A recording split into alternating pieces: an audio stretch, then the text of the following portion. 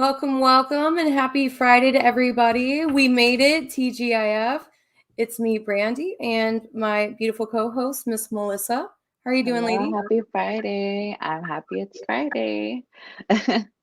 So, do you have something like positive that you thought about today that you would want to share with everybody? Because it's Friday, you want to get that mindset right for the weekend. I shared something on my personal page. It was like everybody's broken, a little broken, but even broken crowns still right work. So it's Yep. like we all have stuff going on, but you know, we're still here. We're able to still do the things that we want to do. So don't be Well, discouraged if you feel like you're not perfect. Nobody is.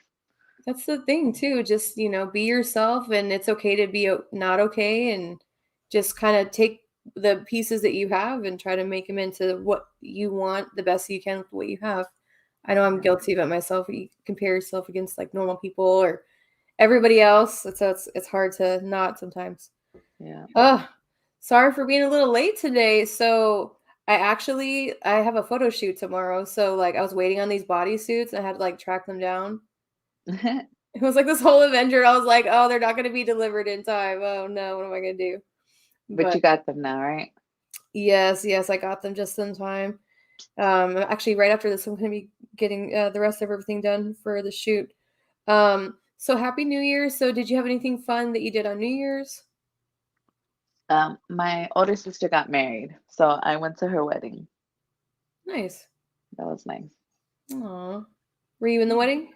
No, No. no, mm-mm. She's like, no. No. What was I gonna say? Yeah, I went to this amazing restaurant called Culture ETX out in Tyler, Texas. If you haven't gone, I definitely recommend it. It's phenomenal food. It was like an 8-course meal. It was like a private like dining event, and he is actually a veteran himself. Lance is the owner, and he's been on Chopped, and the food's amazing. You wouldn't think so for such a small place, but it's actually really great. Hey, Bob, how are you doing? Hidden gem, huh? It was. I was kind of like, like one of those restaurants you don't expect the Iron Chef level of quality cooking, but when you leave, you're just like, what just happened? Um, what was I gonna say? So I think the reason that we did this podcast, I know that you were talking about it yourself. The job search is always the struggle is real as a veteran. Yeah. Um, so did you want to talk a little bit more about like why you felt that we should kind of cover that this week? Oh yeah, just because the more I look for a job, like a full-time job, the more I realize, well, everybody is looking for a job.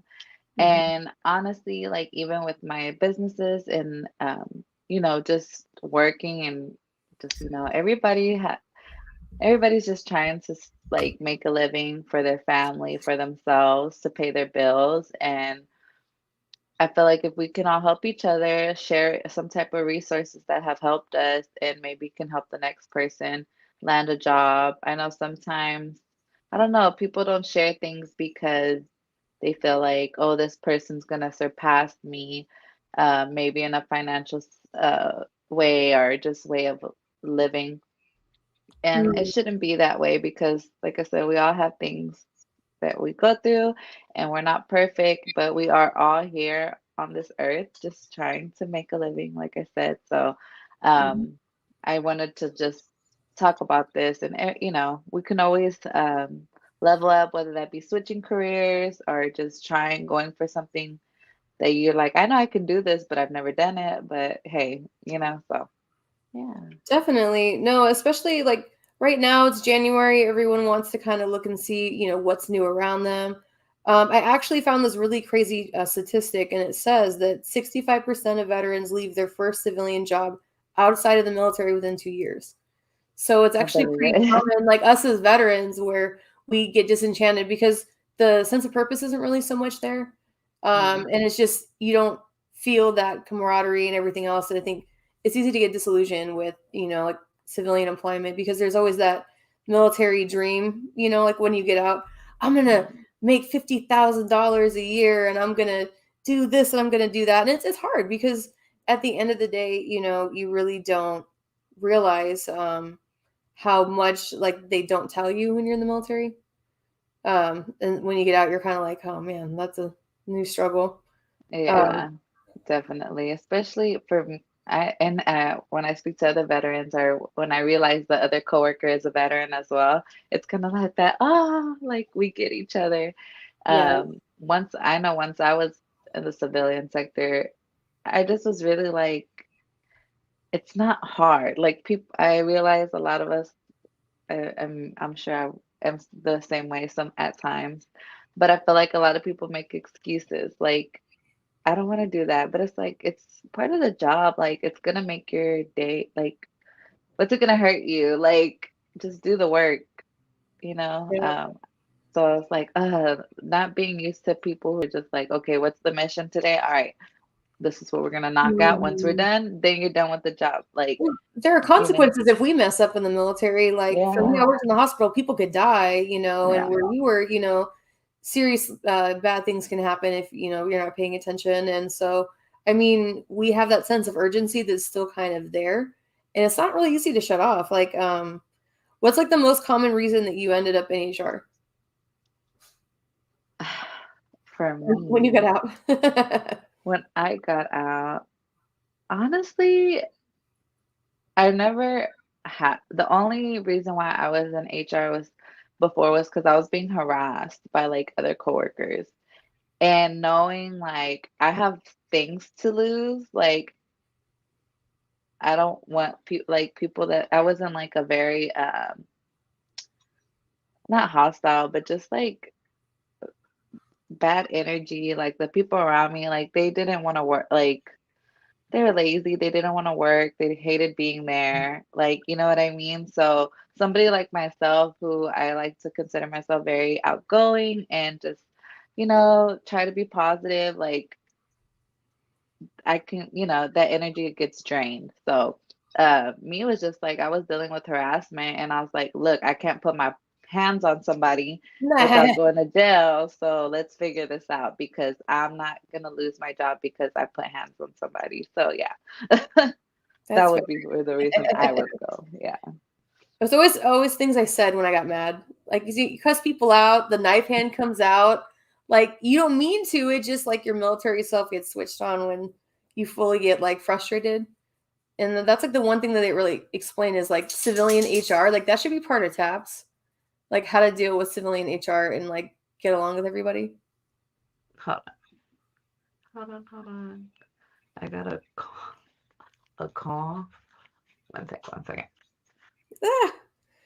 But also I am here. so I was actually looking at another study as well, and it talked Okay. about the five hypotheses for high veteran unemployment. And the study said that it was poor health, selection of employers, employer discrimination, skills mismatch, or a job search. So, like, it's kind of things that you really wouldn't think about, like, as far as like high veteran unemployment, but those are like the most common reasons that they're actually finding for this. So I thought that was pretty interesting as well. Um, Also, really, your how like the transferability of like I guess like your military skills. Like when you get out of the military, you have certain skills, right? Like you have, all of these skills that the military gave you, and then when you get out, I mean, sometimes it doesn't transfer over, and that's frustrating as well because you could have so many hundreds of thousands or $1 million of training, but at that point, I mean, really, what happens that time where you can't necessarily get a job based on some of the things that you did in the military, and that is a bit of a challenge. Um, Also, too. So, I think Melissa will be back with us. We'll find out. Is she back? Let's see here. Apologize. I think when I get a call, that's when it messes it up. Oh, okay. Okay, so we're talking about really just like the transferability of your job skills when you get out. Like, Yeah. was that hard for you when you got out? Yes, well, just because my job in the Navy was like damage control firefighter. So Mhm. if I wasn't going to be a plumber or come back and be a firefighter, then really, um, plain and simple, like what can I do, right? So, but what I wish I would have known was how to transfer my duties and my responsibilities and skills and things that I did with damage control and learn how to put it on my resume like to Mhm. show that more than the job description, which I was a shipboard firefighter. You know what I mean? Mhm. Because I feel like the skills that I have, um, it, I should be able to do anything. You know what I mean? Yeah. And that, like I said, it's hard. Like as I was a medic, I was trained, to the level of like a PA. But when I got out of the military, the only thing that would transfer would be like an MA certificate, and then Yeah. you have to go to all the school again. And there's been times like I've done so many clinical rotations that like literally the teachers are giving you the wrong information. I'm like, no, I've seen this, and this is what happens, and they tend to get a little upset about that. But I mean, you've seen it in real life, and rather than like the book that they're teaching out of, so it's a bit of a challenge. What about like the power structure when you get out? Like, kind of just it's not the same. Like, is it kind of harder for you? I feel like a lot of people, more civilians, like really don't know the importance or the effectiveness of chain of command. Um, so that like it was, I felt like it was easy for me because I was like, okay, I have somebody that, this is how you follow. It's black and it's pretty simple Yeah, once I got out. this is the latter. But then when you get out, it's not really quite the same, and everyone kind of jumps the chain, and it's Hmm. really not the same, and it gets frustrating. And then also like service connected disabilities, like that's actually a big reason that veterans find that they're not able to stay in the job that they're in. Um, that and like mental health as well. Yeah. And that's got to be a challenge. Like I know there's a lot of veterans that they struggle to find that employment just because of their service connected disabilities. I know I've struggled with it as well. FMLA is kind of like my best friend. Okay, But okay, okay. yeah, because of the fact that you have to go to all your VA appointments and they're all during the daytime. It's not like, in the evening. See, I would recommend for veterans to try. I did work for the state, and there was so many benefits for veterans as far as working for the state.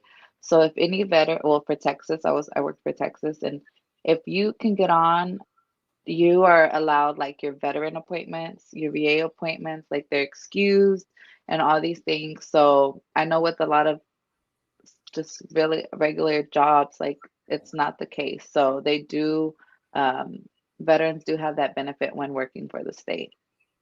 Hmm. Yeah, I mean, it's like, even the VA system as well. They let them go to their appointments, but it's just trying to get in. And then a lot of veterans, like, a lot of people in general, they don't know how to write a resume. Hmm. So a lot of times you're looking at the resume, like a standard summary resume or something like that, but they like to try to word it like a EPR or performance report. And you're like, Yeah. unfortunately, like that's not how they're written, when you get out. Like that worked while you were in, but especially people that they're career military, it's hard to start understanding like what you should and shouldn't put on like a civilian resume. I know when I pledged a business fraternity, we had to write like 20 different resumes or something crazy. And we had to have like 20 interviews. Like it was a business fraternity. Gosh. So like, yeah, if you need help with the resume, let me know. But I do.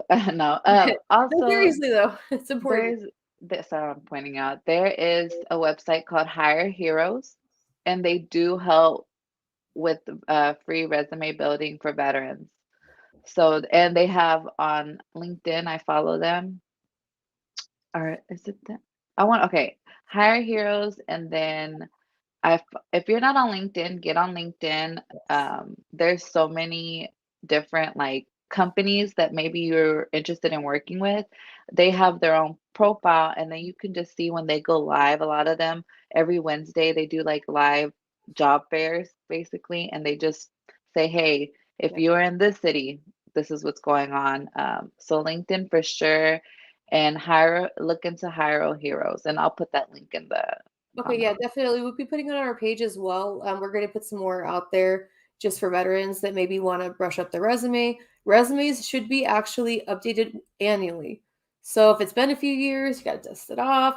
Definitely reach out to some of these agencies. That way you have the best resume. They say that you should have anywhere from 2 to 4 resumes, if not more, depending on what job it is, because you have to tailor your skills and what you're going to put on the resume to the specific job that you're applying for. Like, you don't want to have clerical work, that you did back in the military, for, being a swimming instructor, because you want it to be transferable skills where it's something that, they can say, okay, that's exactly what we're looking for. What was I I going to wish I say? would have. updated it every year because I feel like I've done so much. It's like for me, it's like, what don't I do? I do it all. So You when do I'm it. trying to put on a resume, it's like it doesn't show all that I can do, and I'm like it's that it frustrates me. Yeah, no, definitely. And like I said, I mean, it's something we don't think about. So, I mean, maybe we should do a vision board and a resume party. Yo, they like because then they're like, oh, don't judge a book by its cover, but that's exactly what a resume is. It's like they're judging you off of your resume. Yes, and the little things like punctuation, capitalization, just like little things and how things are described in key words make the difference between them reading it or not. They say that they spend an average of maybe 10 to 30 seconds on an average resume, if not less.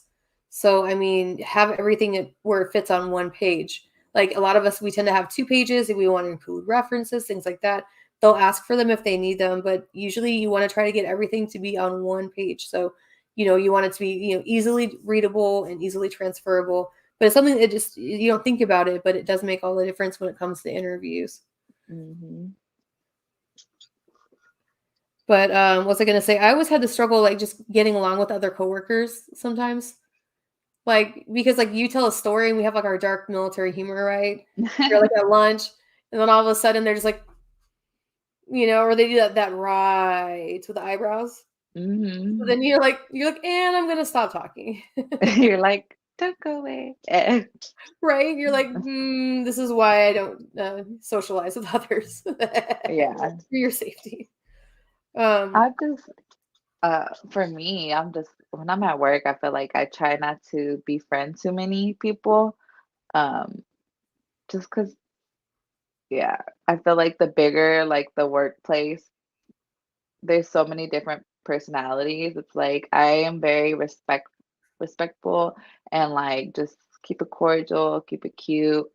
We could have lunch together, maybe, but as far as work, it's like I don't like to try to get involved in anything um with other people's business, and that should just be anything. But it's like work is like a no-no. I love your glasses behind you, by the way. Are those Aesthetic Glam? Are those yours? Yeah. Yes. Okay, those are amazing. So Melissa, anyone that doesn't know, she has a store, Aesthetic Glam. She has the best sunglasses. We've actually had some of our viewers actually they want a pair. They just posted them. They're pretty cute. My daughter lost the ones with the hearts on the eyes. She's still mad. Oh no. I have to send her some. Yeah, she'll be loving it. She'll be your youngest fashionista that you got. Yes. I love all my glam babes. Aw.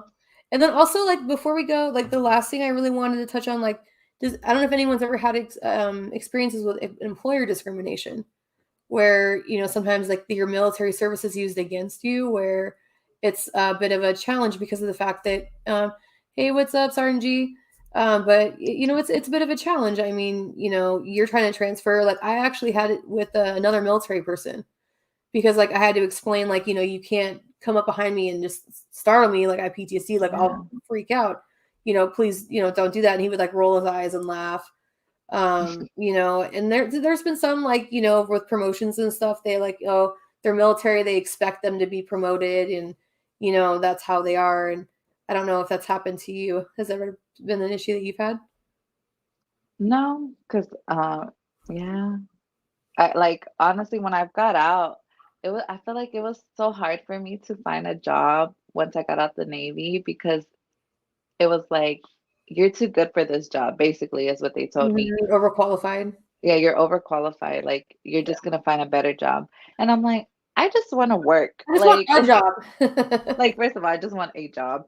So please, it's like, why are you hiring? Why are you interested in this job? Because I gotta pay some bills. Right? Like, Like, do you want to uh, answer honestly or just to get this job? Like, I can give you either answer. yeah, basically that's how I'm like, I like to But eat, so I need a right. job. No, I don't honestly don't think so. I just like I said, I've been lucky enough to have jobs that I enjoyed my time there. Mhm, Unfortunately, one of my last ones was not the case, but I did enjoy my managers and things like that. mhm. Like I said, I'm just there to get the job done. Yeah. Well, I mean, a lot of veterans, like we, especially when we get out, we tend to jump from job to job because we have the loss of purpose, right? And it's a challenge Mhm. because all you remember is like after a while, as yourself in the military, you don't remember the veteran or other side of yourself. And so trying to find what makes you happy after, you were told this is what your job is can be a challenge. Like, I know for me, like, my heart's in medical. I had planned everything for medical. I was like, I'll teach EMT when I get out. I never accounted for being in a wheelchair when I get out.